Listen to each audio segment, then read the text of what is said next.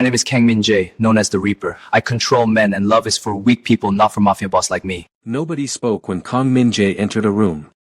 Not because he demanded silence, but because silence followed him like a shadow. In Seoul's underworld, they called him the Reaper. A man who ruled with one glance. A man who had buried his heart the same night he learned to kill. The Korean mafia boss believed one truth. Love was a weakness he could never afford. Until one morning at 6:47 a.m. His new housekeeper walked into his kitchen. Amara. Dark skin glowing against the cold white marble of his penthouse. Natural hair pulled back. No fear in her eyes. Humming. Actually humming. Like she didn't know who he was. Or worse, like she knew exactly who he was and didn't care. She turned. Saw him standing in the doorway. And smiled. Not the nervous smile of someone trying to survive. Not the calculated smile of someone playing games. Just, smiled. Warm. Real. Human. Like he was worth smiling at. The room froze. His men stopped breathing. Everyone knew what happened to people who got too comfortable around Kang Min Jae. But Amara just went back to making coffee.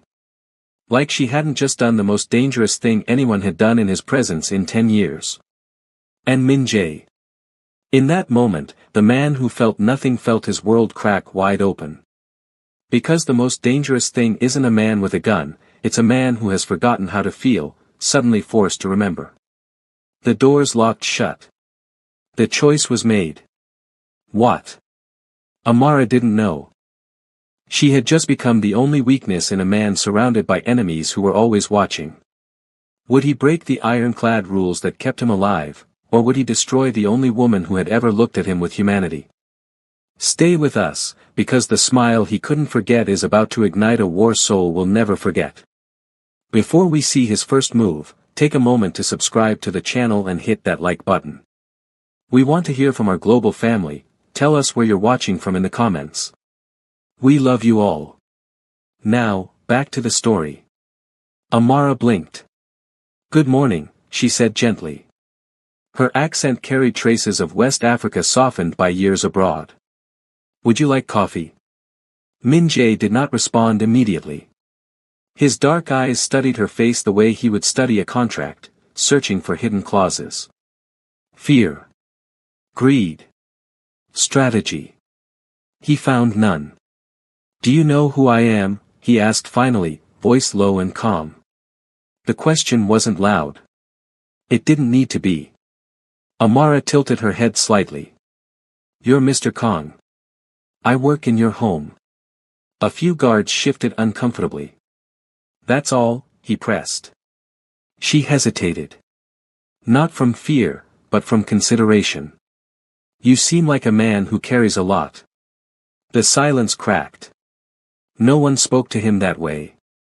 Ever. Min Jae stepped fully into the kitchen now, the quiet alpha presence filling the space. People who carry a lot, he said evenly, are not people you smile at. Maybe they're the ones who need it most, she replied. One of the guards inhaled sharply. Min Jae dismissed them with a slight motion of his fingers. They retreated, confused. When the doors slid shut, leaving only the two of them and the rising scent of coffee, something unfamiliar passed between them. Not attraction. Not yet. Recognition. He moved closer, stopping just short of invading her space. Who hired you? Your operations manager, she answered. I applied through an agency. And you weren't warned? I was warned, she said honestly. About your rules. About the silence. About the reputation. And that didn't frighten you? She met his eyes fully now. Respect and fear aren't the same thing. He stared at her for a long second. Then, unexpectedly, he took the cup she had prepared. It was the first time in years that anyone had handed him something without shaking. He tasted it. Perfect. You'll work mornings, he said quietly. And evenings. That was not what the contract stated. She nodded anyway. Yes, Mr. Kong. As she turned to leave, he added, Amara. She paused. Don't hum. It wasn't a threat. It sounded almost strained. She gave a small nod and walked out. The moment the doors closed, his expression hardened again. But something inside him had shifted. Upstairs, alone in his office overlooking the Han River, Min-jae loosened his tie slightly. His reflection stared back from the glass, sharp, composed, untouchable. He hadn't allowed himself to think about softness in years. The last woman who smiled at him without calculation had nearly destroyed him. 5 years earlier, before he became the undisputed Korean Mafia boss of Seoul's underground network, there had been someone else. Ji-yoon. Elegant. Intelligent. Ambitious. She loved his power. Until she realized power came with enemies. When a rival faction targeted him, she panicked. Leaked confidential information in exchange for protection. 2 of his closest men died because of that leak. He survived. But something inside him did not. Love had nearly cost him his empire. So he built rules instead. No emotional entanglements. No weakness. No woman close enough to matter. And yet. That smile in the kitchen replayed in his mind. Unforced. Unimpressed. Unaware of how dangerous it was. Downstairs, Amara folded linen in the laundry room, unaware that 3 separate security cameras now tracked her movements more closely than before. She had taken this job because Seoul was expensive and her scholarship stipend barely covered tuition. Nursing school required long hours, and this position paid well, too well. She had noticed the tension in the house from day one. Men who never laughed. Staff who avoided eye contact. A man who moved like a storm contained inside a tailored suit. But she had also noticed something else. Loneliness. It clung to Kang Min-jae more heavily than fear did. That morning, when she smiled, she hadn't planned to. She just saw exhaustion in his eyes. And something in her refused to treat another human being like a myth. Later that evening, a black sedan pulled into the underground garage. Min-jae returned from a meeting, expression unreadable. As he entered the living area, voices drifted from the hallway. 2 of his men speaking in low tones. She doesn't fit here. Too comfortable. A risk. Min-jae stepped into view. The conversation stopped instantly. Is there a problem? He asked calmly. No, sir. His gaze lingered. If there is a problem, he continued, you bring it to me. Yes, sir. They bowed slightly and walked away. He knew what they were thinking. A black housekeeper in the private space of Korea's most feared mafia boss would attract attention. Attention invited questions. Questions invited enemies. Upstairs, he found Amara in the study organizing files. She looked up. This time, she did not smile. He noticed. Why did you stop humming? He asked. You told me to. And you always follow instructions. In someone else's home? Yes. A flicker of something passed through his eyes. Good. She gathered the last file and stepped aside. As she moved past him, he caught the faint scent of vanilla. Soft. Human. Dangerous. His phone buzzed. A message from an unknown number. We know about the new girl. His expression darkened instantly. He typed back only one word. Explain. A photo arrived seconds later. A grainy image of Amara entering the penthouse that morning. Followed by another message. Everyone has a weakness, Reaper. The air in the room shifted from quiet tension to controlled fury. Amara noticed the change immediately. Mr. Kong. He locked his phone screen slowly. From this moment forward, he said evenly, you do not leave this building without permission. Her brows knit. Is something wrong? Yes. He stepped closer, voice lowering. You smiled at the wrong man. Outside, somewhere in the city, someone had just declared war, not for territory, not for money, but for the first visible crack in Kang Min-jae's armor. And for the first time in years, the Korean Mafia boss felt something far more dangerous than anger. Fear. Not for himself. For her. Amara stared at him, trying to understand what he wasn't saying. You smiled at the wrong man. The words didn't sound romantic. They sounded like a warning. Are you saying I'm in danger? She asked carefully. Min-jae didn't answer immediately. He walked past her, pressed a code into the security panel, and the penthouse shifted into lockdown mode. Reinforced glass. Restricted elevator access. Silent alarms activated. Only then did he look at her again. Yes. The simplicity of it made her stomach tighten. She had grown up around instability. Lagos traffic that swallowed hours. Bills that arrived before salaries. A father who worked himself into exhaustion. She wasn't fragile. But this was different. This was calculated danger. Because I work here, she asked. Because someone thinks you matter, he replied. The weight of that statement settled between them. Someone thinks you matter. In the criminal underworld, that wasn't flattering. It was fatal. She swallowed. Then fire me. The response caught him off guard. You believe leaving will protect you? It removes me from your world. A faint, humorless smile touched his lips. No one leaves my world once they've been seen. The honesty in his tone chilled her more than any threat could. He walked toward the bar, poured himself water, never alcohol during conflict, and continued speaking without looking at her. My enemies are watching. They test. They provoke. They look for hesitation. And they think I'm hesitation, she asked quietly. He finally met her eyes. They think you are leverage. Silence stretched between them again, but this time it wasn't suffocating. It was heavy with understanding. You could prove them wrong, she said. How? Treat me like I don't matter. His jaw tightened. He had spent years mastering emotional detachment. It was discipline. Strategy. Survival. But something about dismissing her felt incorrect. You don't understand the kind of men I deal with, he said. Then help me understand. The request wasn't dramatic. It wasn't pleading. It was steady. That steadiness unsettled him more than fear would have.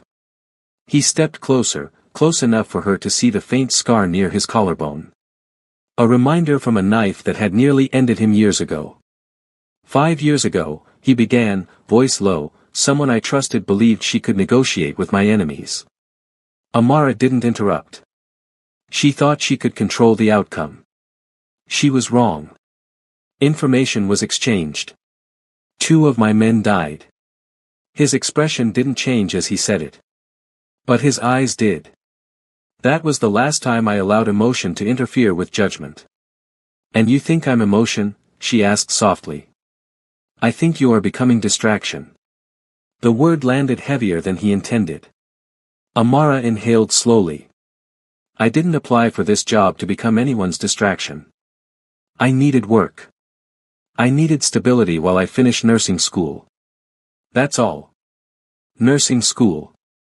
The detail lingered. You want to be a nurse? He asked. I am one, she corrected gently. In training. He studied her differently now. Not as a threat. Not as leverage. But as something dangerously real. Why here? He pressed. Of all places in Seoul. Because your agency pays 3 times the market rate, she answered honestly. And because no one else was willing to sponsor flexible hours. Money. Practicality. No hidden ambition. It almost frustrated him. You're not afraid? He asked again. She held his gaze. I am. But fear doesn't mean I stop being myself. The words echoed in his mind long after she excused herself to finish organizing the study. Later that night, his security chief entered his office. "We traced the message," the man said. "It's from the Daehoon faction." Min Jae's expression hardened instantly. "Rivals. Ruthless. Opportunistic. They've been looking for an entry point for months," the chief continued. "This girl." "Amara," Min Jae corrected sharply. The chief blinked. "Yes. Her. They see opportunity." Min Jae leaned back in his chair, fingers steepled. "Increase surveillance." Quietly. "Yes, sir. And if they get close?" His eyes turned cold again. "They won't." After the chief left, Min Jae remained seated in darkness, the city lights flickering beyond the glass. He had built an empire on calculated decisions. Protect assets. Eliminate threats. Maintain control. Simple. So why was this different? Downstairs, Amara sat on her bed in the staff quarters, phone pressed to her ear. "Yes, Mama, I'm fine," she whispered. "The job is intense." Her mother's voice crackled through the line, full of warmth and worry. "You always choose the hardest paths, Amara." She smiled faintly. "Maybe. But hard doesn't mean wrong." After she hung up, she stared at the ceiling. She had sensed the darkness around Min Jae from the first day. But she had also sensed something else. Restraint. He could have humiliated her that morning. Fired her. Scared her into obedience. He hadn't. Instead, he had warned her. Protected her. In his own rigid way. The next morning, tension hung thicker than usual. Guards rotated shifts more aggressively. Vehicles circled the block twice before parking. Min Jae entered the kitchen again at precisely 6:47 a.m. This time, Amara didn't hum. She simply prepared his coffee.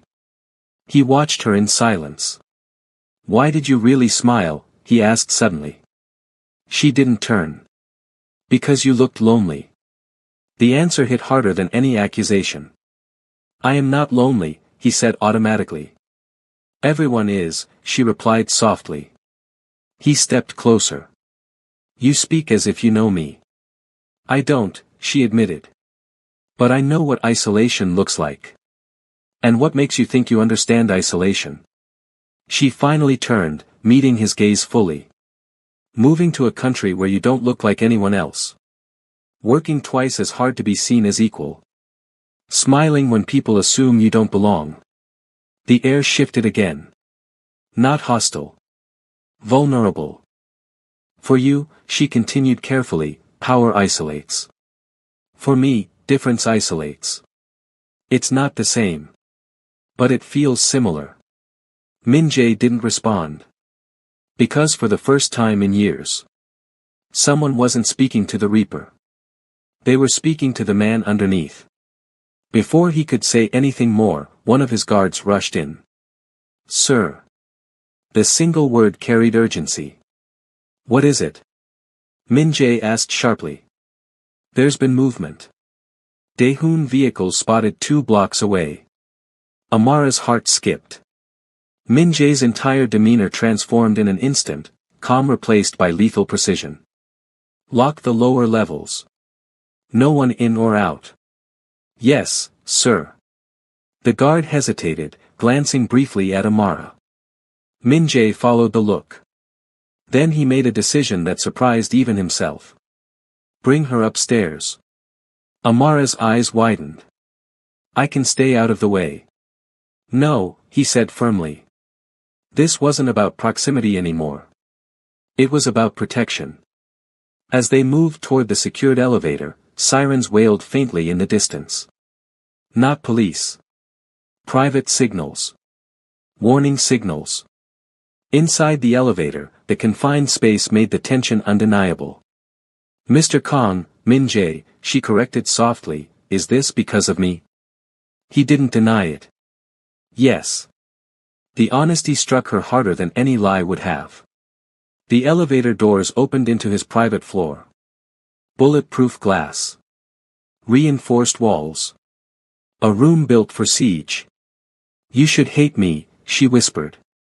He turned to face her fully. I don't. The admission lingered between them, fragile and dangerous. Below them, engines roared. Men shouted. The first shot echoed faintly through the reinforced structure. War had arrived at his doorstep. And in that moment, Kang Min-jae understood something with terrifying clarity. His enemies weren't attacking his empire.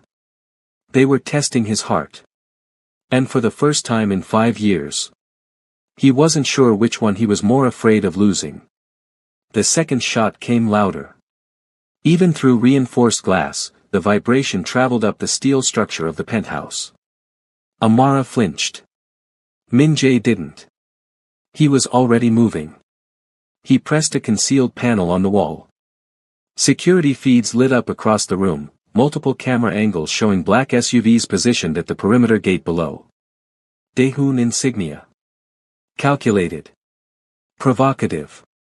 They won't breach, he said calmly, though his jaw was tight. This is intimidation. For me? Amara asked quietly. For reaction, he corrected. On one of the screens, a rival lieutenant stepped out of a vehicle slowly, deliberately visible to the cameras. A message without words. We see her. Min-jae picked up his phone and dialed a number he rarely used directly. The line connected on the first ring. You're bold, Min-jae said evenly. A chuckle answered him.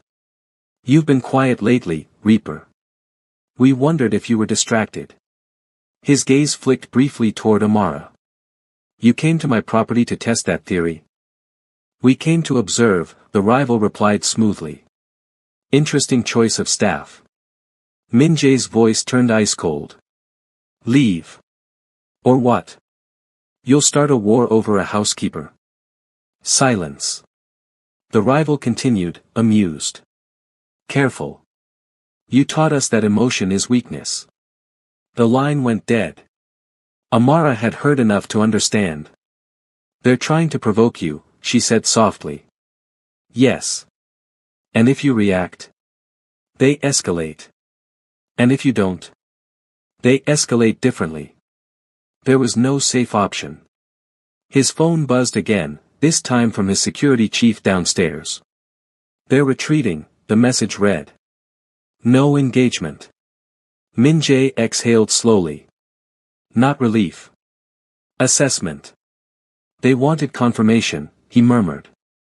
Of what? Amara asked. That you matter. The weight of those words settled heavily between them. She crossed her arms instinctively, steadying herself. Then make me not matter. He looked at her sharply. You think I can switch perception like that? You've built an empire, she replied. You control narratives. He stepped closer. You don't understand how men like them think. Then explain it to me. His eyes darkened. They believe attachment creates leverage.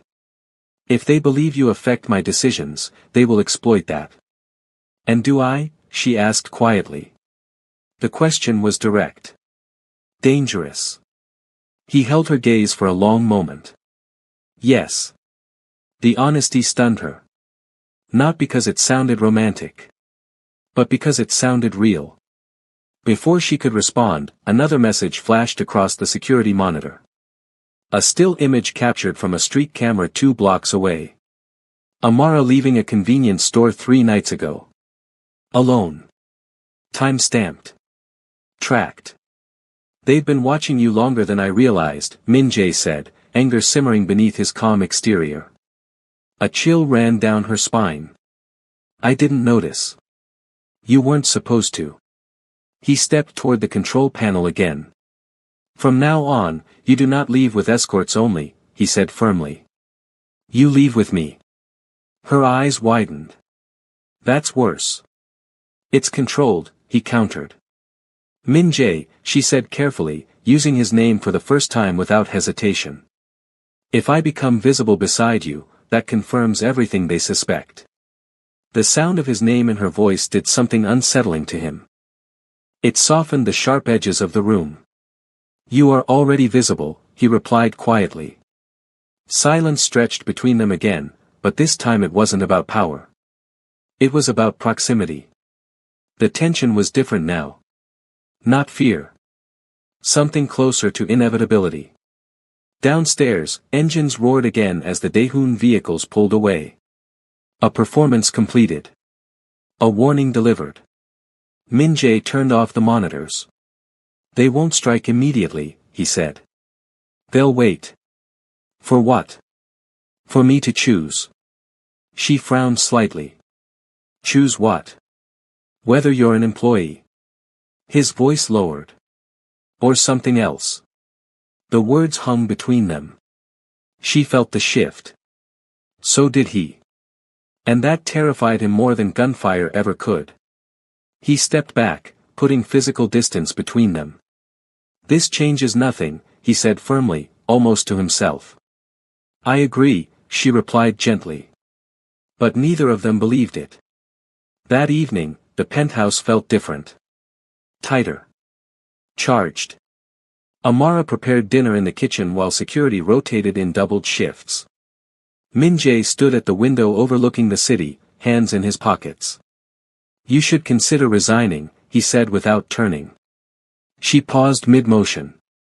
"If I leave now," she said slowly, "it confirms weakness." His jaw tightened. "You think like a strategist." "I think like someone who refuses to run." He turned then. "You don't owe me loyalty." "I'm not offering loyalty," she replied. "I'm offering practicality." He studied her carefully. "You are aware," he said quietly, "that staying here could cost you more than a job." "I am." "And you're still choosing to stay?" She set the knife down deliberately. "Yes." The simplicity of her answer unsettled him deeply. "Why?" he asked. She met his eyes without hesitation. "Because I don't believe you're the monster everyone pretends you are." That struck harder than accusation. "You don't know what I've done," he said evenly. "No," she admitted. "But I know what you haven't done." He stiffened slightly. "You haven't hurt me. You haven't humiliated me. You haven't used fear to control me." She stepped closer. "That matters." For a moment, the distance between them felt electric. He could see the steady rise and fall of her breathing. She could see the faint scar near his jawline. "Don't mistake restraint for goodness," he warned. "I won't," she said softly. Then, before either of them could overthink it, the lights flickered. Once. Twice. Then the entire penthouse went dark. Backup generators kicked in seconds later, but the interruption was enough. Min-jae's instincts snapped into place. "Stay behind me," he ordered sharply. Footsteps echoed from the hallway. Not his men. Too fast. Too uncoordinated. The security breach alarm triggered. Daehoon hadn't been testing. They had been distracting. A gunshot shattered the glass panel near the stairwell. Chaos erupted below. Min-jae pulled a firearm from the concealed drawer near the wall. Amara's heart pounded violently. "This isn't intimidation," she whispered. "No," he said coldly. "This is escalation." He handed her something small and metallic. "A panic transmitter," he said. "If we get separated, press it." Her fingers trembled slightly as she took it. "I'm not leaving you," she said instinctively. His eyes flashed. "That is not your decision." More shouting echoed from downstairs. Footsteps closer now. Min-jae stepped toward the doorway, posture lethal. And for the first time since she met him, Amara saw not loneliness, not restraint, but the full, terrifying force of the Korean Mafia boss they called the Reaper. He glanced back at her briefly. "If they touch you," he said quietly, "I will burn their entire operation to the ground." The promise wasn't emotional. It was factual. The hallway door burst open. And the war that had been circling them finally stepped inside. The first man through the door didn't expect resistance from above. That was his mistake. Min Jae moved before the intruder's second step landed. One precise shot. Clean. Controlled. The man dropped. Two more followed behind him, shouting into earpieces, weapons raised, but they hadn't anticipated the layout of the private floor. They hadn't anticipated that Kang Min Jae never relied solely on guards. He relied on preparation. The lights flickered again as emergency red strips activated along the floor. The hallway turned into a corridor of shadows. "Stay back," Min Jae ordered without looking at her. But Amara wasn't frozen. She wasn't trained for this, but she was trained for crisis. When one of Min Jae's guards stumbled into the room bleeding from his shoulder, she reacted on instinct. "Put him down," she commanded, voice firm. The guard obeyed without thinking. Min Jae fired again down the hallway, forcing the remaining intruders into retreat. The sound of boots scrambling echoed as Daehoon realized they had miscalculated. Amara ripped fabric from a curtain, applying pressure to the guard's wound. "Hold still," she said calmly. Blood didn't scare her. Chaos didn't paralyze her. Min Jae noticed. Even in the middle of gunfire, he noticed. She wasn't hysterical. She wasn't screaming. She was steady. Another shot rang out from below. Then silence. Heavy. Uncertain. Min Jae's earpiece crackled. Perimeter secured. 2 intruders down. The rest fled. He didn't lower his weapon immediately. He waited. Counted. Assessed. Only when he was certain did he step back into the room fully. His gaze found Amara instantly. She looked up at him from where she knelt beside the injured guard. "I need a proper kit," she said, focused. "Now." He moved without hesitation, retrieving medical supplies from a secured cabinet. When he handed them to her, their fingers brushed briefly. Electric. Real. Alive. For several minutes, the only sound in the room was her controlled breathing and the guard's strained exhale. When she finished stabilizing the wound, the guard was conscious and no longer bleeding heavily. "You'll live," she told him gently. The man nodded, eyes filled with gratitude, and something else. Respect. Not for her position. For her strength. As security escorted the wounded guard downstairs, the penthouse fell quiet again. The kind of quiet that comes after something irreversible. Min Jae stood across from her. "You should have been afraid," he said quietly. "I was," she replied. "But you stayed." She rose slowly to her feet. "So did you." The truth of that settled between them. He had every reason to send her away. To sever the weakness. To re-establish control. Instead, he stepped closer. "You saw what my world looks like," he said evenly. "It doesn't get softer." "I didn't ask it to," she answered. His jaw tightened. "They will try again." "I know. And next time. I'll still be here." That wasn't defiance. It was decision. He studied her face, searching for hesitation. He found none. "You don't understand what loving a man like me costs," he said finally. She didn't look away. "Then don't ask me to pay it alone." The word struck deeper than any bullet. For years, he had carried everything alone. Power. Violence. Loss. Control. He had convinced himself that isolation was strength.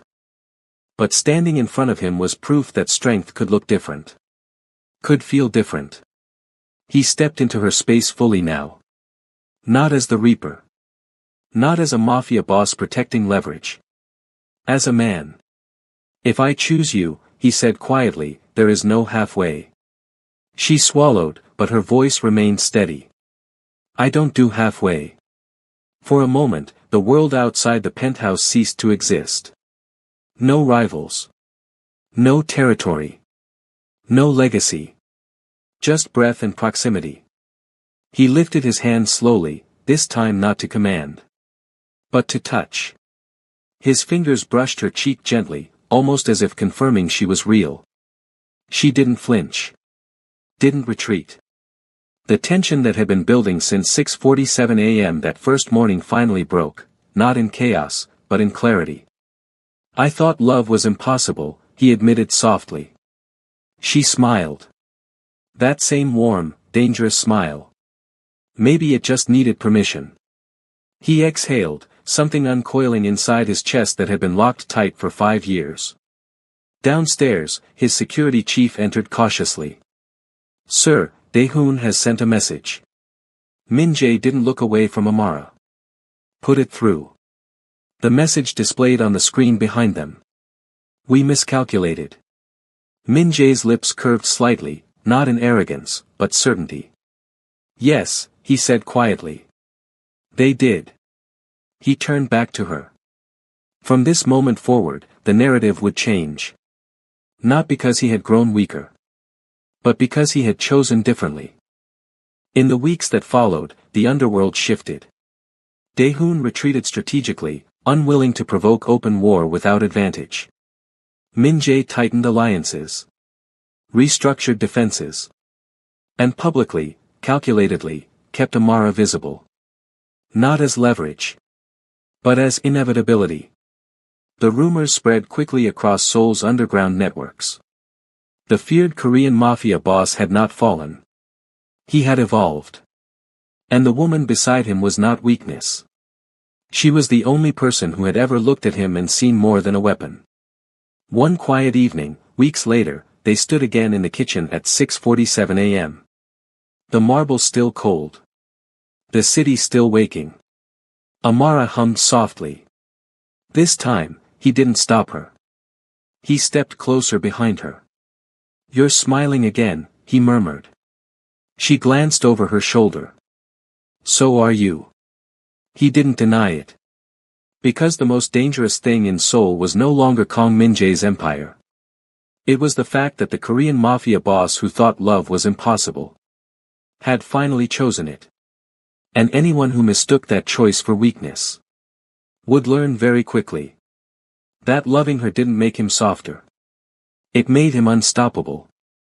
If this Afro-Korean romance story kept your heart racing and your emotions on edge, don't stop here.